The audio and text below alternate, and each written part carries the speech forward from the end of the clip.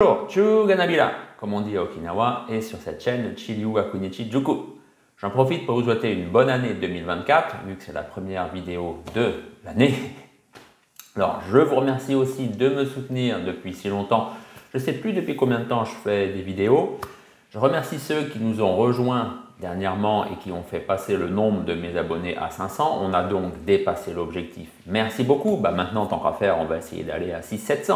Allez, je compte sur vous. Je vous remercie aussi de me suivre sur Facebook, sur Instagram. N'oubliez pas, si vous voulez soutenir encore plus mon travail, j'ai une page Patreon. Il y a le lien en premier commentaire de cette vidéo. C'est là que vous pouvez me soutenir activement. Allez, c'est parti. On va aujourd'hui parler d'Itosu Anko. Aujourd'hui, on va prendre un angle d'attaque un petit peu différent. On va se pencher sur sa part Nahate. Alors, il y en a déjà qui vont se dresser, qui vont me dire non, Itosu, c'est que du shurite. Oui, mais non, les faits sont là. Itosu, c'était aussi un maître de Nahate. Il y avait du Nahate dans son karaté. Et justement, c'est ça qu'on va voir, en fait, c'est que c'est caché. Alors, comment est-ce que je sais tout ça? Eh bien, c'est dans mon bouquin, Penser et soutenir des maîtres de Shuri. Dans ce livre, à la fin, on trouve un texte qui s'intitule « Récit durant toute une nuit sur le karaté ». En fait, c'est Nakasone Genwa qui a écrit ce texte après avoir justement discuté durant toute une nuit avec Motobu Chōki sur le karaté. Et Motobu nous fait des révélations qui sont confirmées par Yabu Kensū. Yabu Kensū, bien sûr, c'était, on peut dire, presque l'héritier d'Itosu.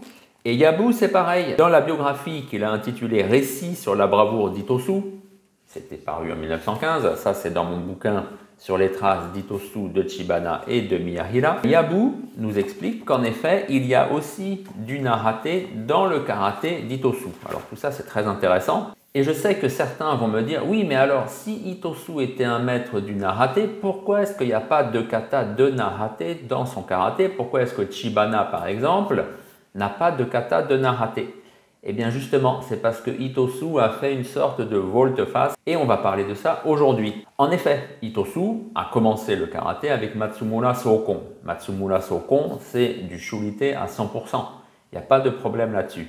Matsumura Sokon, c'est même moi ce que j'appelle le shurite classique. C'est la pure lignée, la pure filiation du shurite. Il n'y a même pas beaucoup de kata dans la pratique de Matsumura, mais ça, c'est une autre question. Ce qui nous intéresse, c'est Itosu Anko.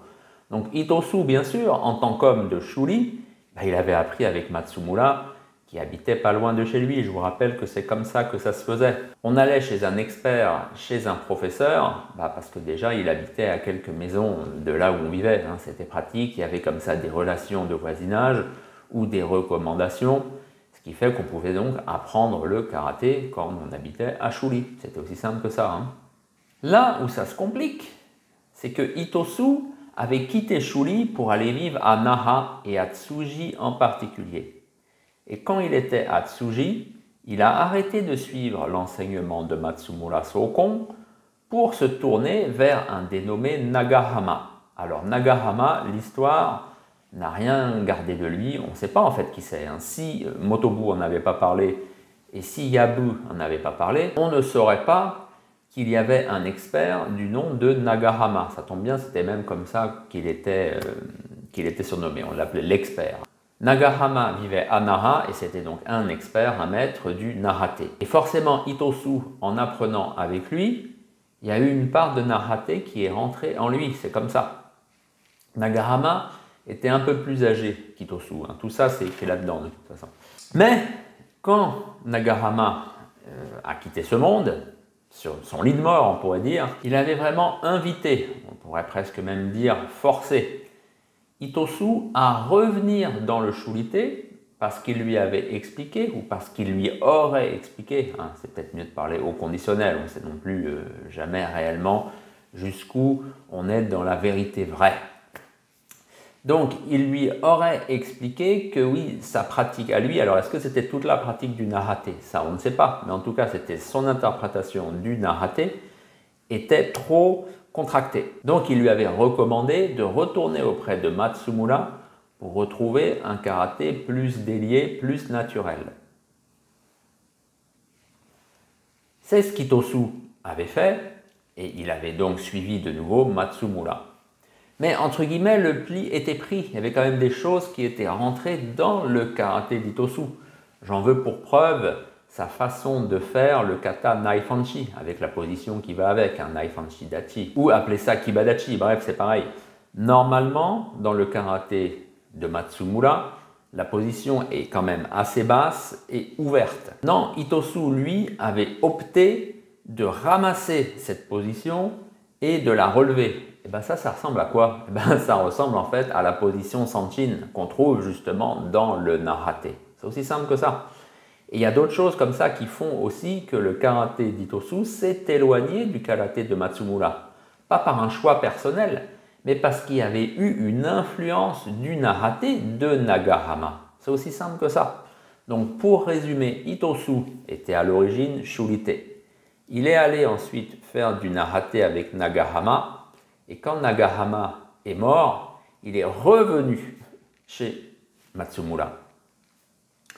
Donc, Itosu, à la base, était chez Matsumura, ça on le sait. Il est ensuite allé chez Nagahama, et quand Nagahama est mort, il est revenu chez Matsumura. Donc c'était vraiment un retour, c'est l'effet boomerang.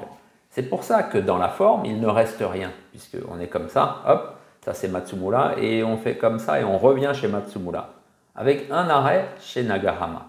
Donc pas de forme réellement du Narate chez Itosu, mais une corporéité, des choix de stratégie on pourrait dire, et des choix aussi techniques liés par exemple à la position Naifanchi, donc Kibadachi, la position Kibadachi qui est beaucoup plus haute, beaucoup plus courte, je vous le disais à l'instant. Voilà. Donc c'est ce qu'on peut dire sur Itosu. Ça c'est du concret, c'est du tangible, on le sait. Par exemple en 1915, il y avait aussi cette biographie écrite par Yabu. C'est tout au début, hein. C'est le 15 mars 1915, c'était toute une série, il y avait le 15 mars, le 16 mars. Bref, dans la publication du 15 mars 1915, Yabu nous dit bien que le karaté de maître Itosu était Narate à 60% et Shurite à 40%. C'est écrit là-dedans, voilà. Merci de m'avoir suivi jusque-là. N'oubliez pas, ces livres, vous les trouvez par exemple chez votre libraire, sinon dans les magasins spécialisés comme Budo Store.